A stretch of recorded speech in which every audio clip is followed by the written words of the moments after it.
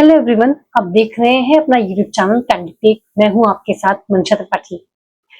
बीते दिनों मर्दों के खिलाफ आपराधिक घटनाएं बहुत ज्यादा तेजी से बढ़ी, उनमें काफी तेजी से इजाफा हुआ। इधर बहुत सारे न्यूज आए जहां पे वाइफ ने अपने हस्बैंड को मार डाला या फिर हस्बैंड ने अपने वाइफ से परेशान आके सुसाइड कर ली। रिसेंट में ही जो सोनम और राजा रघुवंशी वाला केस था, जिसमें सोनम ने अपने हस्बैंड को हनीमून पे मार डाला क्योंकि वो किसी और को पसंद करती थी, या फिर वो केस जिसमें कि अपने हस्बैंड ने वाइफ ने अपने हस्बैंड को मार के नीले ड्रम में भर दिया क्योंकि उनका अफेयर किसी और से था। इससे पहले अतुल सुभाष वाला केस, जिसमें कि वो एलिमनी से और केसेस के चक्कर खा खा के इतना परेशान हो गया था कि उसने अपनी जान दे दी। ये केसेस बहुत ज्यादा तेजी से बढ़े और इन्होंने इधर काफी काफी चर्चा हुई इसके अराउंड कि ऐसा क्यों हो रहा है। एक दिन ऐसे ही मैं अपने दोस्त के साथ चर्चा कर रही थी, तो उसका कहना ये था कि इतनी आपराधिक घटनाएं औरतों के खिलाफ ओवर द सेंचुरीज होती आई हैं। 4 घटनाएं मर्दों के साथ क्या हो गई, आप लोग कहने लगे कि डर का माहौल हो गया। इतने सालों से औरतें जो जुल्म सहती आई हैं, डोमेस्टिक वायलेंस, दहेज के लिए दुल्हनों को जलाना, उसके आगे तो ये 4 घटनाएं कुछ भी नहीं है। And while it is true, over the centuries औरतों ने बहुत अब्यूज सहा है, उनके साथ बहुत अत्याचार हुआ है, दैट इज ट्रू।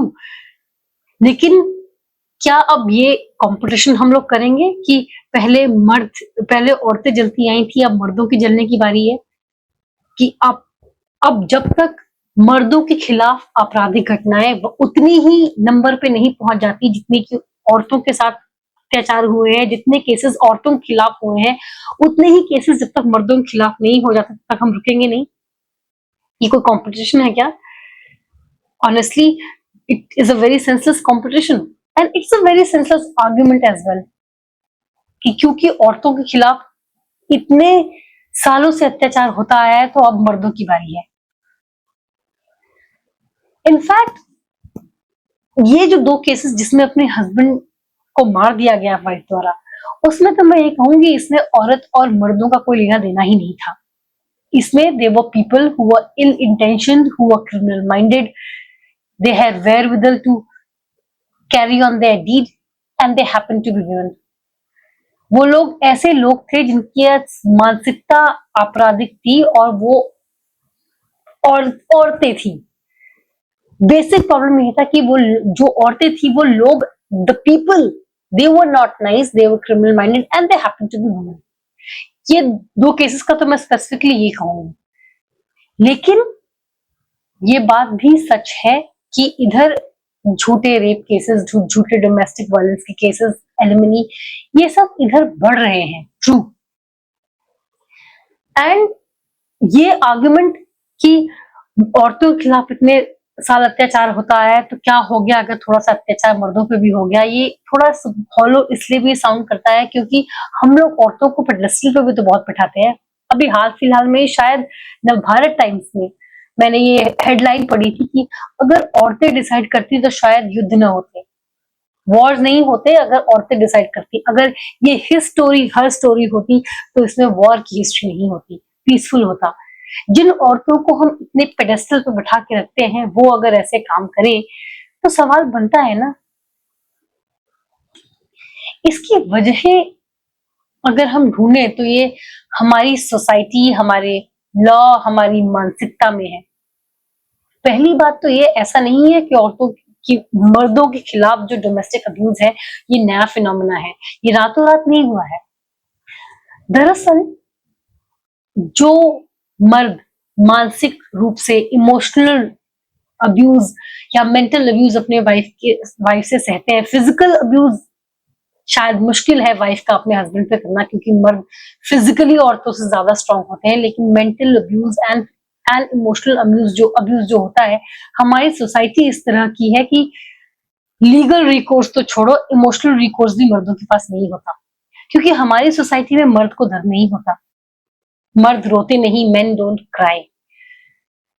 अगर वो अपने दोस्तों के पास फ्रेंड्स एंड फैमिली के पास से शिकायत लेके जाता भी है कि उसकी वाइफ से परेशान कर रही है, he will most likely be met with ridicule. He will be ridiculed. उसका मजाक उड़ाया जाएगा, उसका जोक बना दिया जाएगा, rather than taking him seriously. कि लड़का अपनी वाइफ से परेशान हो रहा है। अगर कोई लड़का ये शिकायत करे कि उसे कोई लड़की छेड़ रही है उसे, तो उसका मजाक बनाते हैं, बताओ इस लड़के को लड़की छेड़ गई, ये लड़का अपनी वाइफ से परेशान हो रहा है। हमारी सोसाइटी ऐसी है कि अगर हमारा लड़का मर्द विनम्र हो, शांत स्वभाव का हो, तो उसको सिसी कहते हैं, विम्प कहते हैं, नाइस गाइज फिनिश लास्ट। अगर अपने माँ की इज्जत करता हो तो उसे मम्माज बॉय कहते हैं, अगर अपनी वाइफ की इज्जत करता हो तो उसे जोरू का गुलाम हेनपेक कहते हैं। इस पुरुष प्रधान समाज में औरतों का जीना मुश्किल है, और इस पुरुष प्रधान समाज में मर्द होना भी मुश्किल है। औरतें यहाँ कमजोर हैं और मर्दों के पास स्ट्रॉन्ग होने के अलावा कोई ऑप्शन ही नहीं है। They don't have the option to be weak, they don't have the option to feel sad, to cry. They have to be strong, they have to shoulder the responsibility. Unable to do that, they are looked down upon, they are made fun of. Case in point, अभी ही Emmanuel Macron की एक video, French president जो है, उनकी एक video viral हुई थी, उनकी वाइफ ने उनको थप्पड़ मारा, मीडिया के एक कैमरे ने इसे कैप्चर कर लिया, इस बात का बहुत मजाक उड़ा, इस बात के मीम बने, लेकिन आउटरेज नहीं हुआ। There was no outrage. Just imagine अगर इस सीन में किरदार बदल जाते, पत्नी ने अपने पति को मारने की जगह पति ने अपनी पत्नी पे हाथ उठाया होता। I can just imagine the kind of brouhaha, the outrage that would have followed. बहुत हल्ला मचता, डोमेस्टिक अब्यूज, अपनी औरत पे हाथ उठाया। हमारे लॉज हमारी सोसाइटी की सोच रिफ्लेक्ट करते हैं। हमारे लॉज जो औरतों के हेल्प के लिए बने थे वो इनहेरेंटली बायस्ड हैं। वो प्रिज्यूम करके चलते हैं कि औरत मासूम है, इनोसेंट है, प्रताड़ित है, विक्टिम है, और ये प्रिज्यूम करके चलते हैं जो मर्द है वो गिल्टी है। लॉ को ऐसा होना चाहिए कि जो गलत है उसे सजा मिले और जो सही है उसे जस्टिस, उसे इंसाफ मिले, उसे न्याय मिले। लेकिन हमारे लॉ ऐसे हैं जो ये प्रिज्यूम करके चलते हैं कि एक party woman is innocent, the other party the man is guilty. ऐसे में मासूम इंसान, जो मर्द एक्चुअली इनोसेंट है, वो अपने आप को इनोसेंट कैसे प्रूव करेगा with a law that is inherently biased towards him, against him. It is inherently biased towards women. एक शातिर महिला प्लस ऐसे लॉज जो उसकी तरफ बायस्ड है is equal to game over for the innocent man. Laws ऐसे बनाने चाहिए जिससे सबको जस्टिस मिले, लेकिन औरतों को सुरक्षा देते हुए लॉज ऐसे नहीं है। वो बहुत आसानी से मिसयूज किए जा सकते हैं उन औरतों द्वारा जो कि शातिर हैं, जिनका क्रिमिनल माइंड है, और वो करती भी है। They know how to game the system and they do it. और वो लोग जो मासूम होते हैं वो उसमें फंस जाते हैं। रेप लॉज, डोमेस्टिक वायलेंस के लॉज ऐसे ही हैं। प्लस इसके बाद जो हमारे वॉरियर्स हैं, फेमिनिस्ट, मॉडर्न सोच रखने वाले लोग, बॉलीवुड जैसे लोग, ये जो किरदार जो बॉलीवुड टाइप होते हैं, वो समाज को सुधारने में कम और मर्दों से बदला लेने में ज्यादा इंटरेस्टेड है। उनका इंटरेस्ट इसमें कम है कि औरतों को जस्टिस मिले और वो मर्दों के बराबर ट्रीट की जाए, बल्कि उनका इंटरेस्ट इसमें ज्यादा है कि अब मर्दों से बदला लिया जाए उन चीजों का जो इतने साल औरतें बर्दाश्त करती आई हैं। And revenge, the feeling of revenge is not going to make the society better. वो सिर्फ उन दो सेक्सेस में रिजेंटमेंट पैदा कर देगा। The two sexes of success of this world, the two gender of this world, वो दो लिंग जो इस देश में, दुनिया में रहते हैं, मर्द और औरत, शादी करे ना करे, इस दुनिया में उन दोनों को कोहैबिट करना ही करना है। These two sexes have to cohabit with each other. लेकिन समानता की जगह अगर हम बदला लेने पे उतर आए तो वो रिजेंटमेंट देने के अलावा कुछ नहीं करेगा।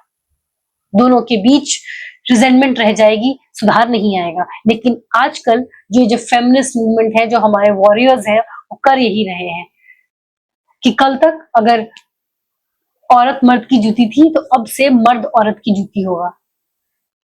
अब वो सारी परेशानियां जो औरतों ने इतने साल झेली हैं, अब औरत नहीं झेलेंगी, वो सारी परेशानियां अब मर्द झेलेंगे। इससे सोल्यूशन तो कुछ नहीं होगा।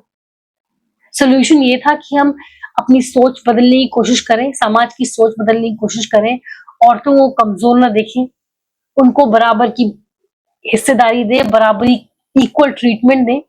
लेकिन वो क्या रहा है, हम अब ये कोशिश कर रहे हैं that women should be seen superior and main should be seen subservient. अब मेन सुपीरियर थे, अब वुमेन सुपीरियर होंगी और अब मर्द विल बी सबसर्विएंट, वो गुलाम हो जाए। ये सोल्यूशन नहीं हो सकता। पुरुष प्रधान समाज का इलाज महिला प्रधान देश नहीं हो सकता। इसका सोल्यूशन इगैलिटेरियन सोसाइटी है, जहां सब बराबर है, जहां पे कोई लड़का या लड़की होने के लिए जज नहीं किया जाता। लेकिन वो नहीं हो रहा है। The attempt is to be vengeful and not for reform. आखिरी बात, हम लोग अपनी औरतों को पेडेस्टल पे रखना बंद कर दें। जब हम बार बार ये कहते हैं कि औरतें ऐसा कुछ नहीं जो कर सकती, मतलब ऐसा कुछ नहीं है जो औरतें नहीं कर सकती जो कि मर्द कर सकते हैं। Everything a man is capable of, a woman is capable of. तो हम फिर उसको पेडेस्टल में क्यों बिठा के रखते हैं कि अगर औरतें करती तो जंग ना होता। अगर मर्द जंग कर सकते हैं, अगर अनजस्टिफाइड बेफजूल की जिद पे अगर मर्द लड़ाई लड़ सकते हैं, युद्ध कर सकते हैं, तो औरतें क्यों नहीं कर सकती? अगर मर्द क्राइम कर सकते हैं तो औरतें क्यों नहीं कर सकती? सारी अच्छी चीजों में हम मर्दों से कम्पीट कर सकते हैं, लेकिन बुरी चीजों में औरतें तो महान होती हैं, मर्द गड़बड़ होते हैं। That is another problem.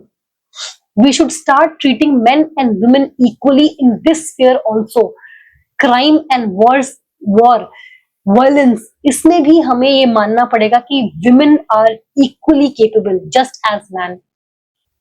अगर एक मर्द सीईओ बन सकता है तो एक औरत भी सीईओ बन सकती है, नो क्वेश्चन आस्क्ड। और अगर एक मर्द गैंगस्टर हो सकता है तो एक विमेन, एक औरत भी गैंगस्टर हो सकती है, नो क्वेश्चन आस्क्ड।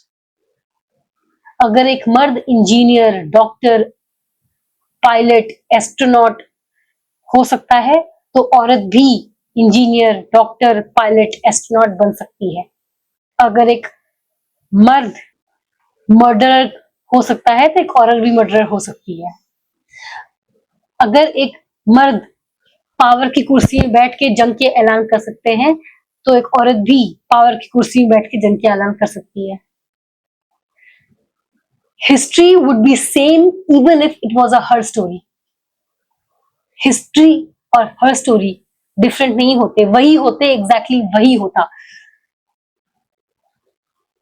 जिसके हाथ में पावर आ जाता उसका दिमाग खराब हो जाता, चाहे वो औरत होता है चाहे मर्द होता। Don't keep women at pedestal. Treat us equally. And that, ये सोचना कि औरत तो कमजोर ही है और मर्द स्ट्रॉन्ग ही है, it's high time we stop it. ये सोचना कि औरत तो महान ही है और मर्द तो कुत्ता है, कुत्ता ही रहेगा, high time we stop it. It's high time, अगर मर्द को अपने पत्नी द्वारा या किसी भी लड़की द्वारा थप्पड़ मारा जाए, so we should be equally outrageous, और we should be equally outraged. जितना आउटरेज हम तब फील करते अगर लड़की को लड़के द्वारा मारा जाता, तो हमें हंसी करने की जगह उतना ही आउटरेज तब दिखाना चाहिए जब मर्द को एक लड़की द्वारा थप्पड़ मारा जाए। न जाने कितने यूट्यूब चैनल्स इसके हों, मैं आप देख सकती हूँ जिसमें उनका कंटेंट कॉमेडी होता है। और वो कॉमेडी क्या करते हैं कि मर्द ऑफिस से आके, पति ऑफिस से आके घर का काम करता है, बर्तन मांजता है, कपड़े धोता है और लड़की टीवी देखती है। ये उनका कॉमेडी कंटेंट होता है। जस्ट इमेजिन अगर ये कॉमेडी कंटेंट फीचर कर रहा होता है हस्बैंड जो सारे दिन अपने वाइफ, जो सारे दिन अपनी टीवी देखता रहता है, वाइफ कमा के आती है ऑफिस से, घर का काम करती है और खाना बनाती है और बर्तन मांजती है और पोछे करती है, the husband would have been termed toxic और हंगामा मच चुका होता। इट्स हाई टाइम हम दोनों केसेस में इक्वल आउटरीच दिखाएं। इट्स हाई टाइम हम मर्दों की जान को सस्ता मानना छोड़ दें और ये आर्ग्यूमेंट देना छोड़ दें कि इतने केसेस औरतों के खिलाफ हुए हैं, जरा से केस मर्द के खिलाफ हो गए तो क्या हुआ। जो इतने सालों औरतों के साथ होता हुआ आया, there is no two ways about it, there are no two ways about it कि ये बात गलत है, औरतों के साथ गलत हुआ। लेकिन हम इट्स हाई टाइम ये एक्सेप्ट करें कि उसका सोल्यूशन ये नहीं कि अब मर्दों को सफर करना शुरू करना पड़े, कि अब से मर्द सफर करेंगे, अब से मर्द एलुमनी के लिए जलाए जाएंगे, एलुमनी के लिए वो आत्महत्या करेंगे। ये उसका सोल्यूशन नहीं है। सोल्यूशन ये है कि अब दोनों इक्वली ट्रीट किए जाएंगे, दोनों रिलेशन में कॉम्प्रोमाइज करना सीखेंगे, दोनों एक बैलेंस बनाएंगे आपस में। जितना गलत दहेज के लिए दुल्हनों को जलाना था, उतना ही गलत अपने हस्बैंड को एलिमनी के लिए प्रोवाइड करना है। It's wrong to treat your wife as cook and it's wrong to treat your husband as an ATM. It's high time we accept that. हम बदला लेने की जगह अब सुधार पे आ जाए तो ज्यादा अच्छा होगा। आज के लिए इतना ही, मुझे दीजिए इजाजत। ऐसे टॉपिक्स पर चर्चा के लिए बने रहे मेरे चैनल कैंडिड टेक के साथ।